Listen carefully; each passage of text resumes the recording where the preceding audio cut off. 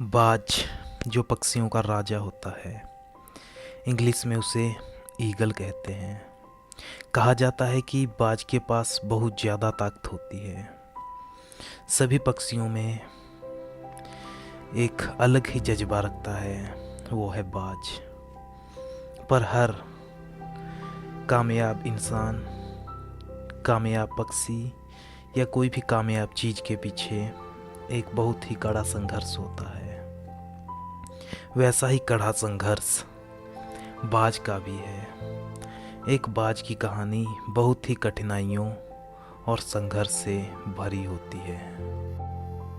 जैसे दूसरे पक्षियों की माँ अपने बच्चों को चोंच में ला कर के खाना खिलाती है, बाज की माँ कभी भी बाज को चोंच में खाना डालकर नहीं खिलाती, पर घोंसले के दूर खाना रख देती है।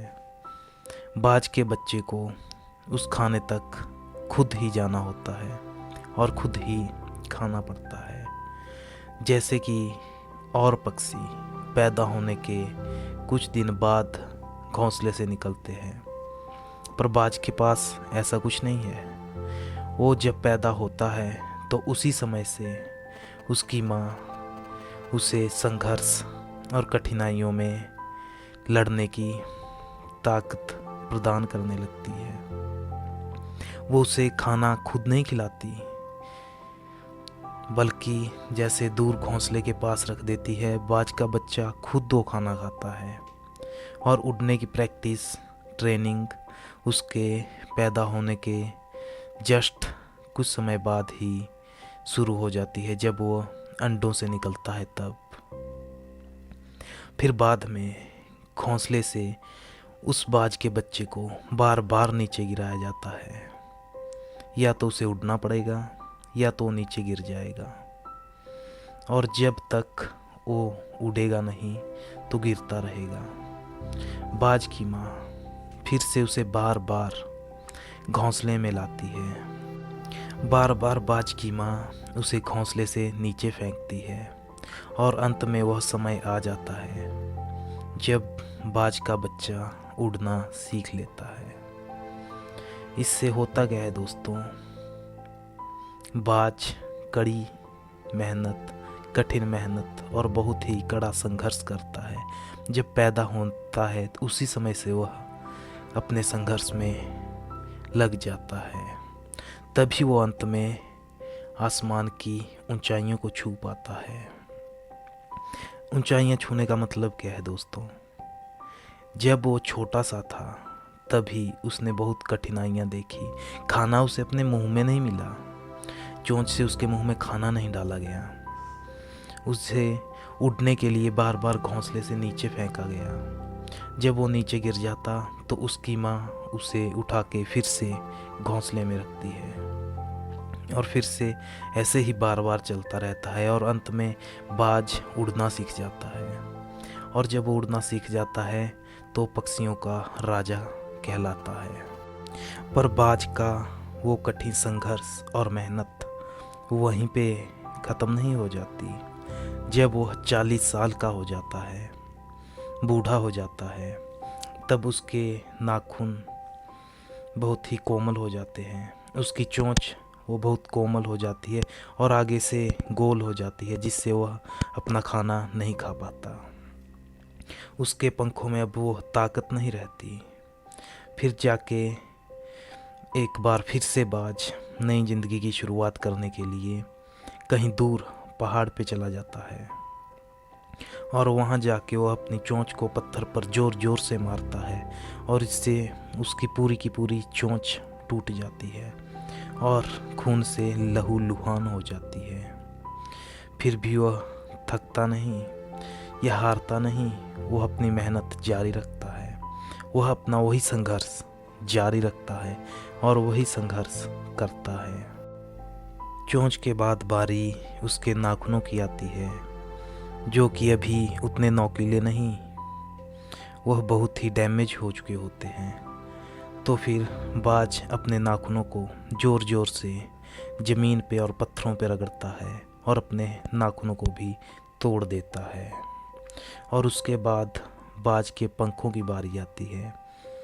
बाज खुद अपनी चोंच से अपने एक एक पंख को निकाल के फेंक देता है, जिससे वह पूरा लहूलुहान हो जाता है।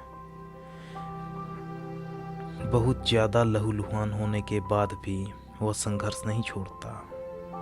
इतनी कठिनाइयाँ, इतना परिश्रम, इतना संघर्ष करने के बाद कुछ दिन में, कुछ महीने में फिर से उसकी एक नई चोंच, नए पंजे, नए नाखून और नए पंख आ जाते हैं।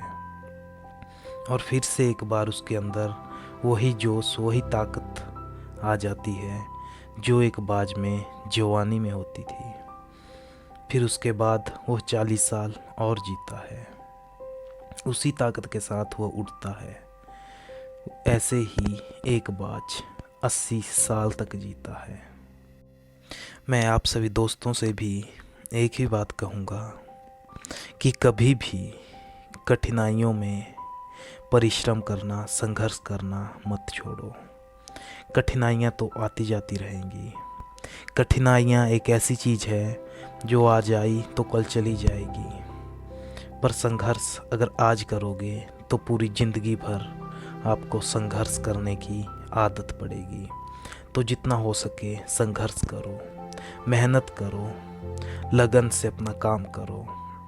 हो सकता है आज आपको कोई दर्द, कोई दुख, कोई तकलीफ़ मिल रही हो, पर यकीन मानिए दोस्तों, हर बार आपको दुख, तकलीफ़ और कठिनाइयाँ नहीं मिलेगी। एक समय आएगा जब आपको भी सक्सेस मिलेगी, जैसे कि बाज को मिलती है।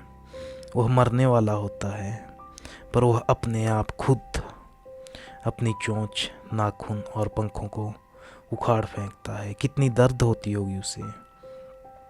वैसे ही आप सभी दोस्त भी ऐसी कठिनाइयों में, ऐसी परिस्थितियों में अपने आप को ढालना सीखो।